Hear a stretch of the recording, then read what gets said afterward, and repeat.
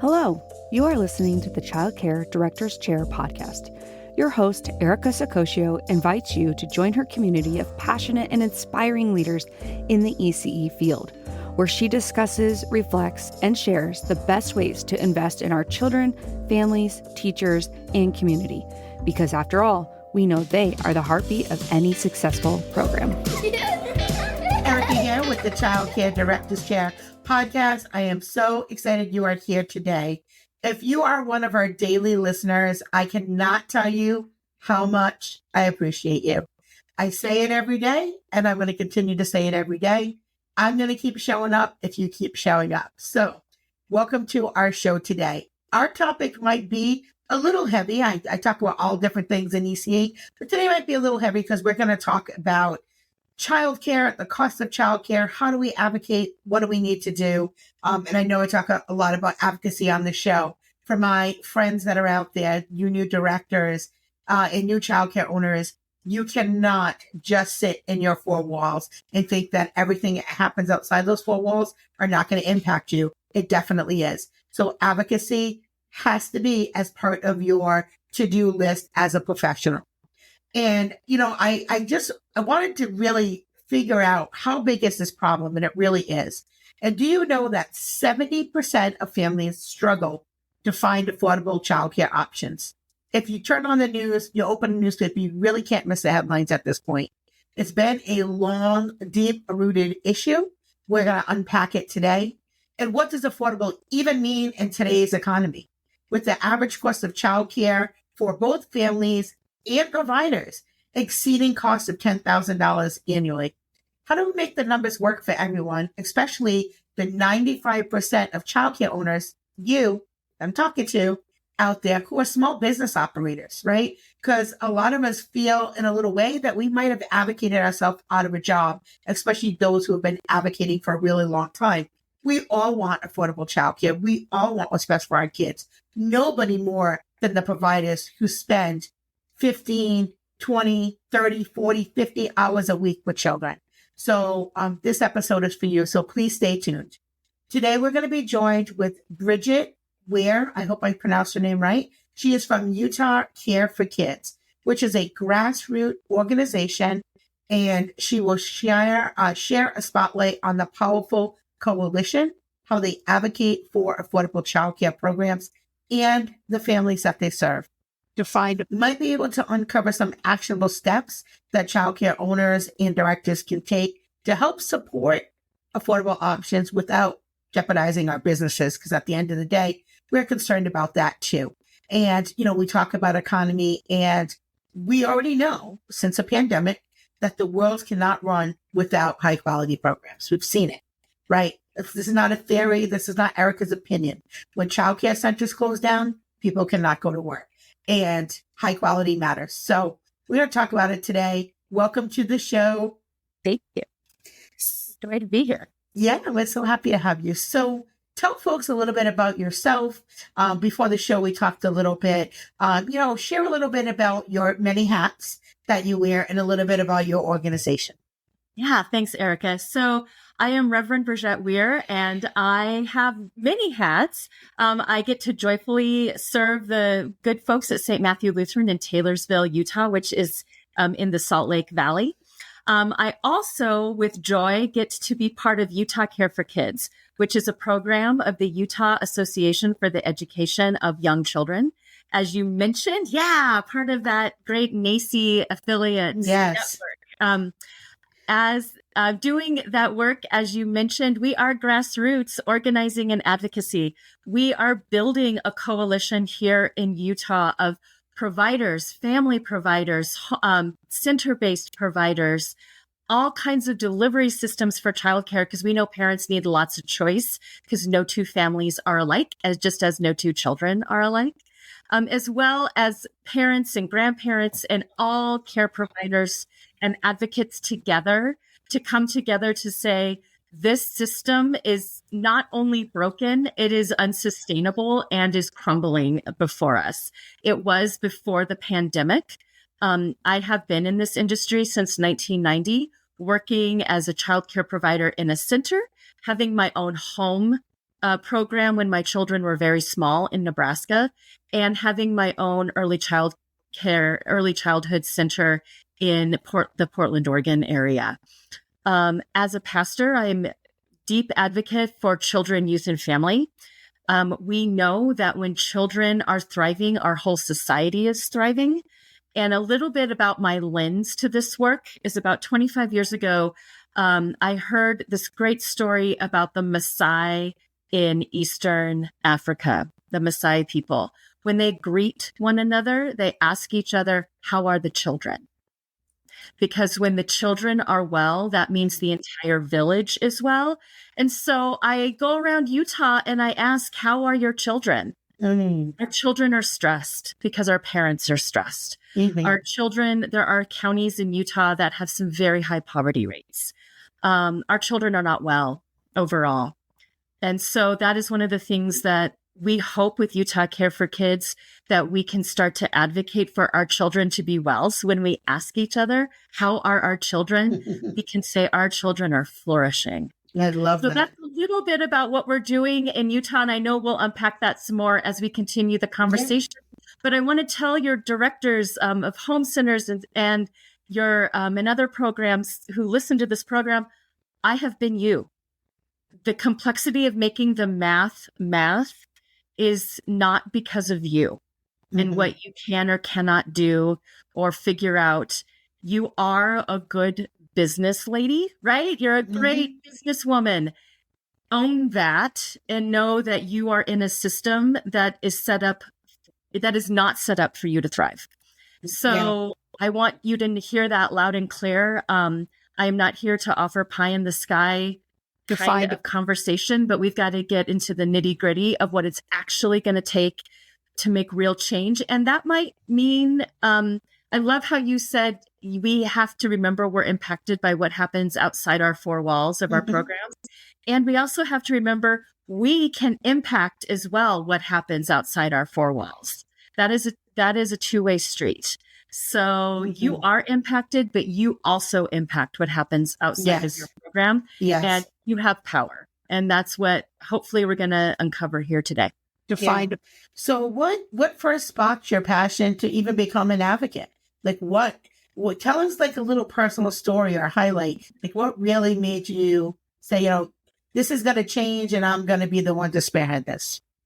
I have so many stories I could point to, but probably the origin story, if you will, right? Every superhero and villain has an origin story. And my origin story is quite simple, really. When I was 18, I started at the University of Nebraska to get my teaching degree at Teachers College there. And I got a job working at a childcare center with their after school. And after about 2 weeks, I started to see, I was 18 and I was like, wait, I'm getting paid minimum wage to work with these children, and it's hard and it's tiring. And parents are grumbling about the pay, about, the tuition. And the director is stressed about staffing. If one of us calls out, the whole thing falls like dominoes, right? Can she afford to hire another staff person to help supplement? Within 2 weeks, I saw how this was a flawed system at 18. Yeah. And then when I had my first child in 1996, I had her on the wait list for a high quality childcare center in Lincoln, Nebraska for over a year. In 1996. So we somehow think these long wait lists are new. They are not. I put her on the list when I was 8 weeks pregnant, which is pretty presumptuous. And they couldn't get her in till she was 10 weeks old. So that is what we're talking about. And then when my second came along, I couldn't afford to work in childcare and pay for 2 children in childcare, which is when I chose to open my home business. And I, working out of my home, I could be a little more choosy about the children and the families I worked with. And I mostly had families I knew personally, and that, kind of helped that situation. But it's from personal experience. at a really young age of knowing for the past 30 plus years, this math doesn't math from the staff side and as a parent. Yeah.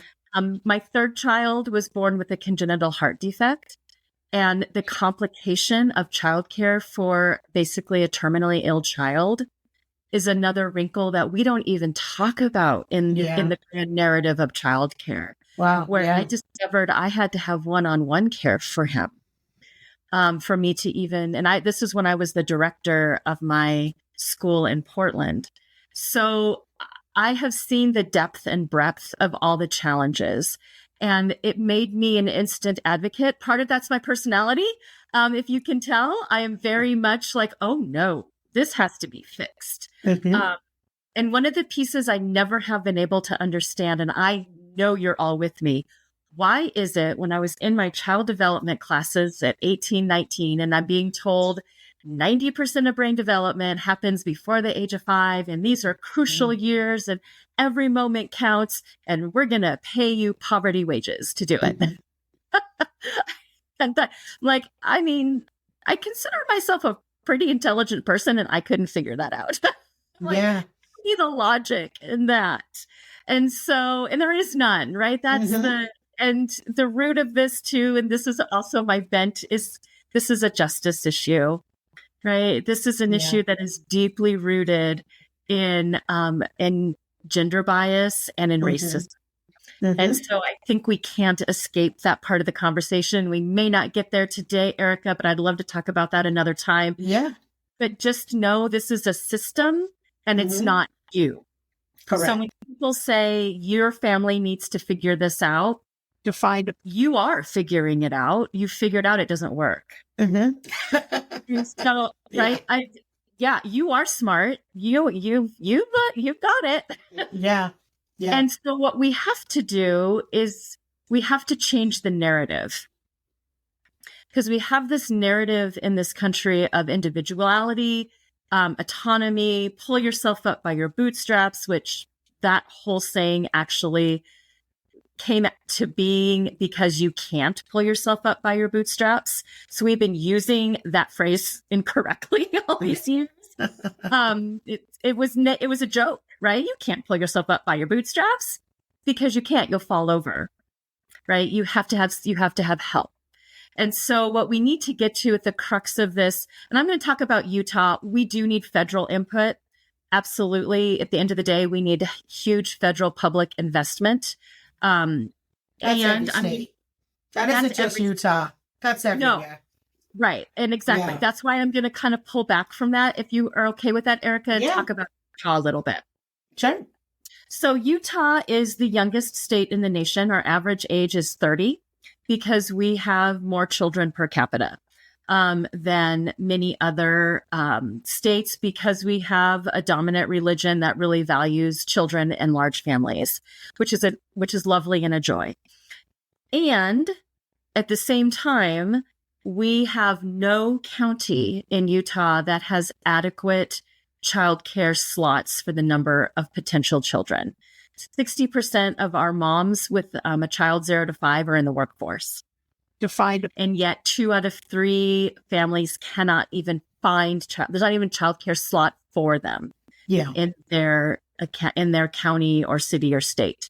And so one of the pieces that we just have to do is education and using our voices together to get the word out that this is what needs to be talked about, that if you want a strong economy, which our leaders in Utah are very proud of our strong economy post-pandemic, but what they fail to understand is that strong economy post-pandemic had to do with the childcare workforce. That is the workforce behind the workforce. And that workforce was bolstered by $600 million of American Rescue Plan Act dollars coming in from the federal government that our state chose to use for what we called stabilization grants. I think many states used that language, where providers could, fill out the grant application, and according to their size, the number of children they enrolled, those pieces could receive some stabilization. Well, that money is now gone. And during the ARPA money, we saw our childcare supply increase by 30%. I bet. Mm-hmm. And now we are seeing it start to decrease. We don't have enough data for trending yet, but we just anecdotally, because I do travel the state, I'm seeing providers, particularly our family providers, close at pretty alarming rates. The other piece that our state has done in an attempt to bolster some supply is we have been in a slide, what I call a slide to the bottom, where they are raising the number of children allowed in unlicensed care. Just in 2022, it was 4. You were allowed to have 4 children, non-familial children. Yep. In 2023, they raised it to 6. And in 2024, they raised it to 8. Defined. So what we're seeing is home providers in particular saying, well, I don't need to be licensed. Mm-hmm. I can have 8 kids without licensing. Yes. So the challenge with that, right, is now we have fewer licensed spots and we have more children that are in care with no oversight, no health and safety, no nutrition oversight. All of those pieces are crumbling away. Yeah. So you've said a lot of things here. So the first thing I'm going to say is I'm looking. No, and I don't want to think I'm not. I'm looking down because I'm writing notes because you said so many things that I want to circle back on. But go ahead and finish your statement. I didn't mean to interrupt you. No, let's start to unpack it because I think that's the bottom line. That's the little bit of the landscape we're in. Yeah. Is they want to do whatever they can for free, and unfortunately, we know you get what you invest. Yeah. You get what you pay for, and so that's sort of where we're at in Utah. So let's unpack that. Yeah, let's unpack all of that. All right. So I think we're all pretty aware of the problem. So some solutions I think might be interesting is for those of you who are listening, who are thinking about expanding, right? Because there are some folks looking to expand, right? If that's somewhere in your trajectory of a space you can move into. You said there's lots of growth and lots of opportunity. That might be a great place for those of you, especially your franchises, right? Mm-hmm. To open up some centers there. Also, if you have such a plethora, and you're very lucky to have so many families that are on the younger side, maybe some parent co-ops, and I'm sure you probably already have some, but maybe there's some type of parent co-ops that could be high quality that are licensed in some way.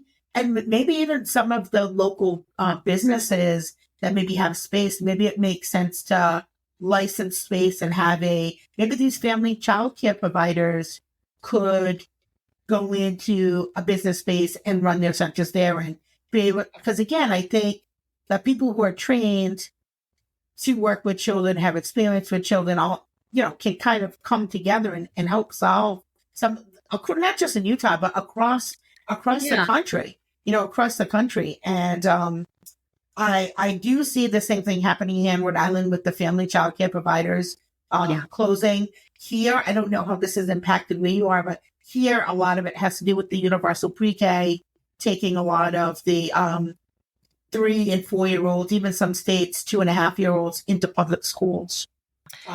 We don't have universal pre-K. We just this year started full day kindergarten. We just got funding for that.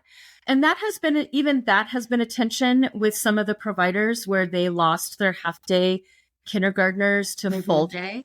Before and after school care is also an important topic. In Utah, we don't want children left unattended. And it is hard to come by as well. And so a couple of the pieces of solution that you touched on, I do want to address because those are things we're looking at. Yeah. And so we are looking at what could be I think Michigan is doing what they're calling the tri-partnership of public-private, like public investment with a business and then a private or public provider being part of that. And we looked at that. There was a bill in the legislature this year that would have done that, allowed state buildings that are currently empty to be used with little or no overhead and retrofitted for childcare.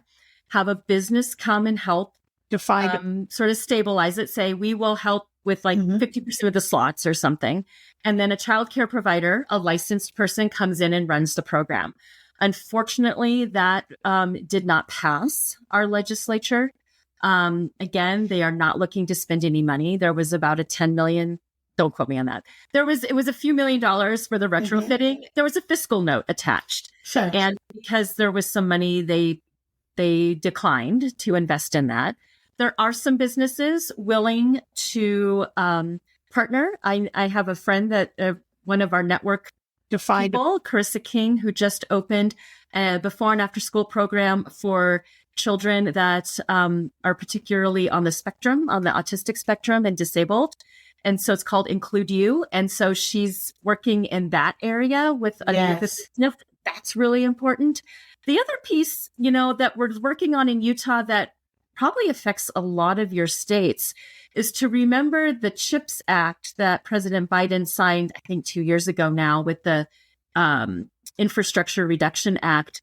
When a business, a tech business, leverages any of that CHIPS money, which is a grant basically from the federal government, they are required to supply some kind of childcare, whether that's a partnership with a childcare business already existing, whether that is starting something on site for employees, whether that is, the partnership like we just talked about, a co-op. They are required to have a childcare plan.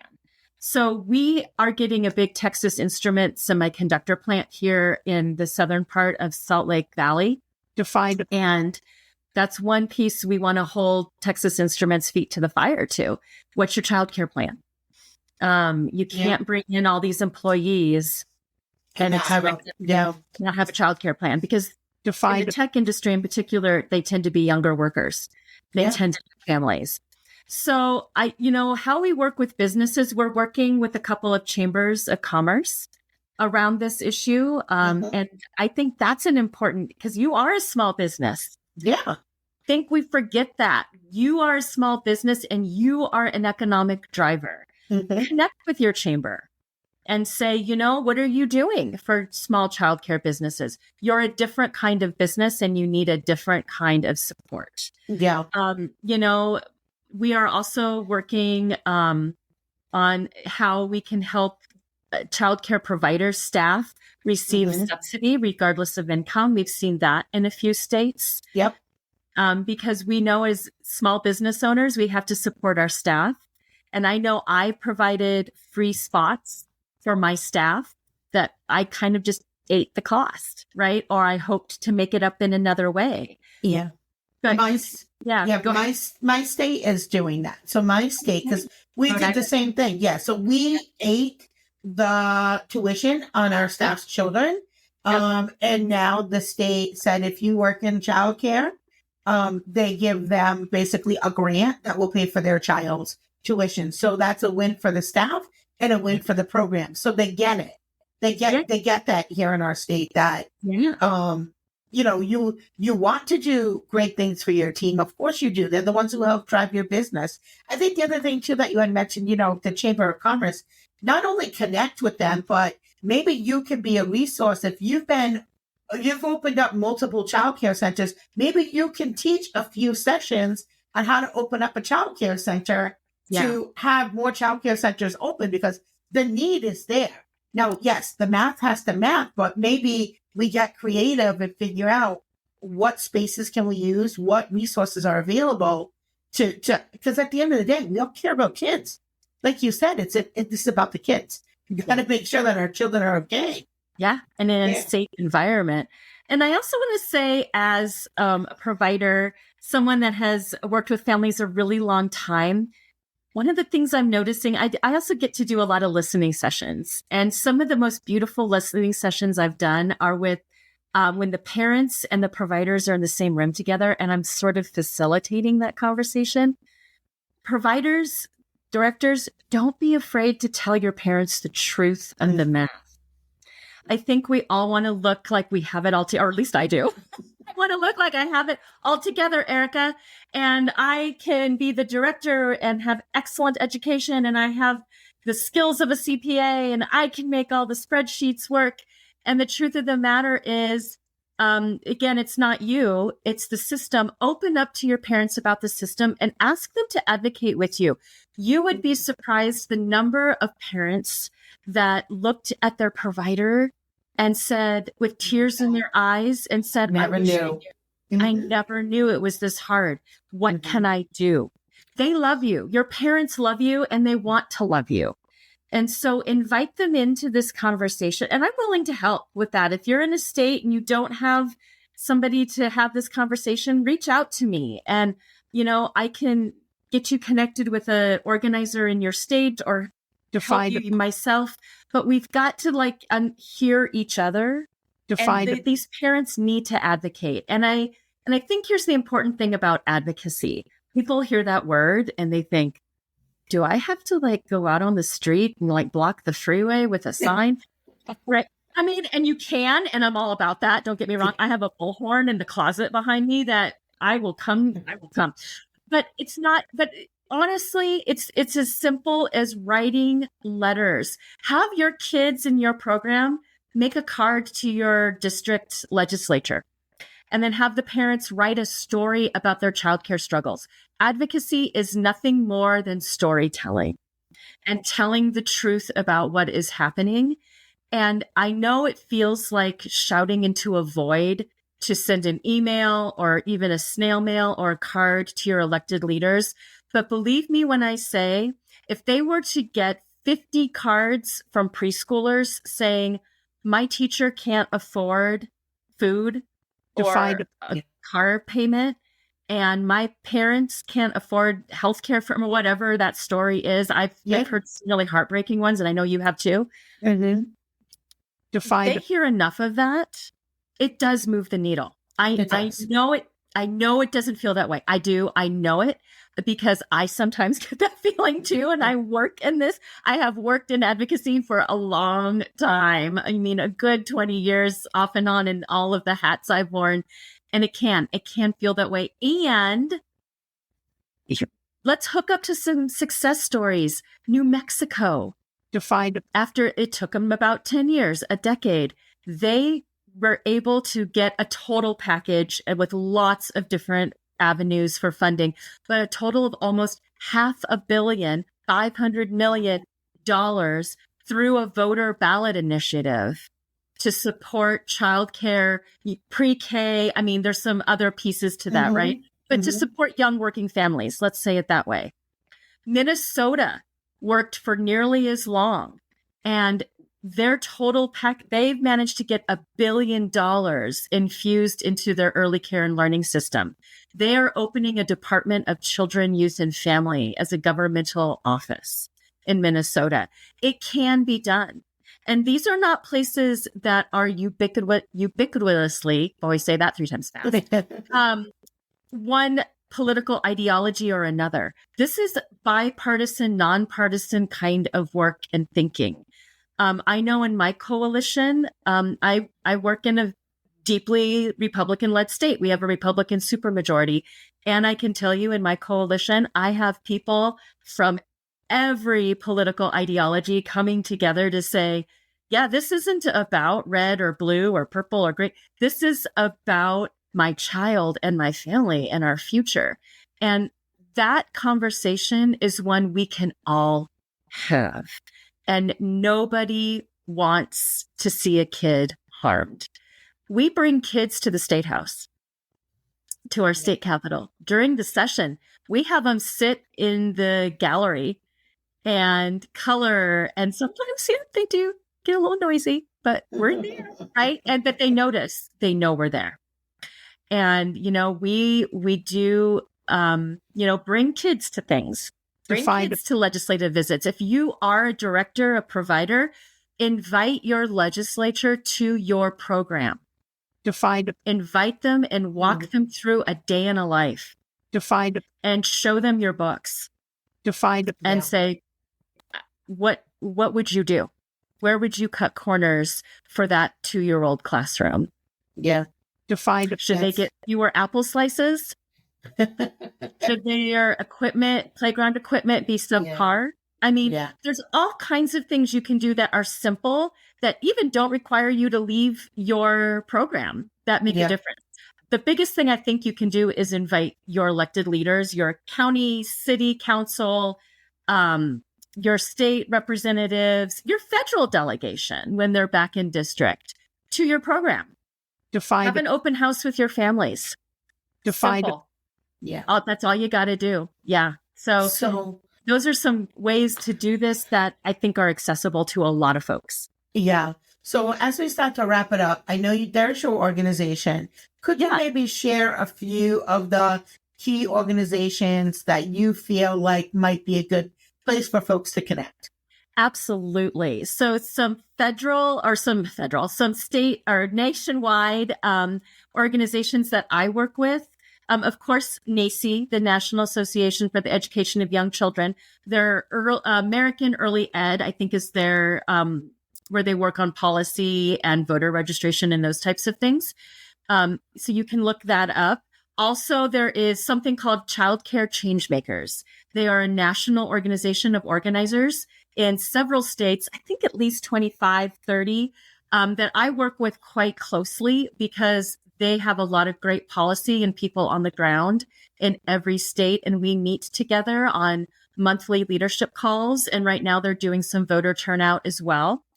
I also highly recommend 0 to 3. Their Think Baby they also do Strolling Thunder, I believe. Yes. Capital. I've done it. Yes, I've done it. Yeah. People from Utah to do that. So that's a good one. I know I'm going to forget a few. National Parent Union. Even if you're a provider or director, reach out to them. I've done some work with them and they want to support families. So therefore, they want to support you. It's the Childcare for Every Family. I might get that title wrong, but I think it's Childcare for Every Family.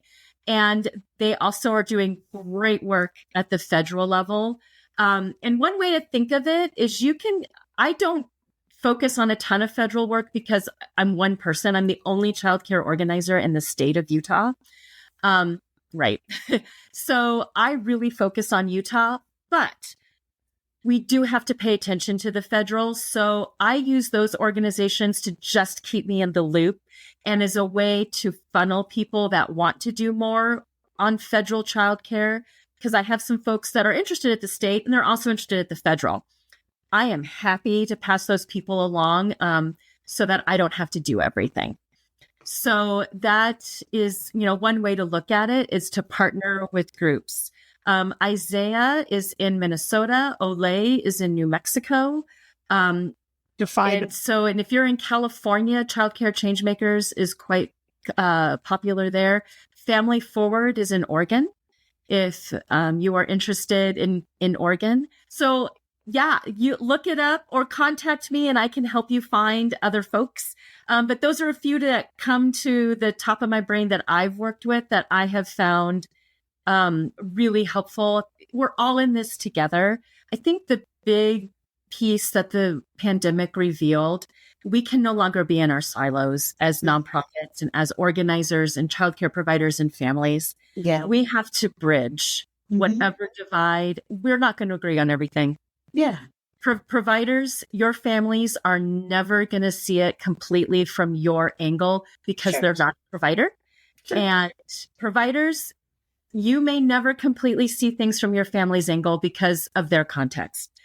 However, what can you come together on? Find those common core values so that you can push forward based on those core values of defined high quality childcare that is accessible, affordable, equitable, racially and gender equitable, and thriving wages and benefits for providers. It can be all those things. And those are some pretty good core values that it's going to be tough for a parent to look at you and say, it's done. Yeah. So thank you so much for your insights. It was definitely wonderful to get to know about what you're doing there. I also would like to be the first to say thank you for what you're doing in your state. Yes, absolutely. And I love how you started the show with how are the children? So we'll end the show the same way. How are your children? And are they flourishing? And if the answer is no, what are you going to do about it? So that's it for today's episode on the Childcare Directors Chair podcast. I'm your host, Erica Saccoccio. Don't forget to hit that subscribe button, like, follow, all the things. And we will put Brigitte's link down below. And you can contact her as well. And as always, have a great day. Well, all the cute little kiddos have been picked up and it's time to go home. And that'll do it for another episode of the Childcare Director's Chair. Please leave a review so Erica knows the information is helping you to manage and improve your childcare centers. Remember to subscribe to get the latest episode from Erica's Childcare Director's Chair.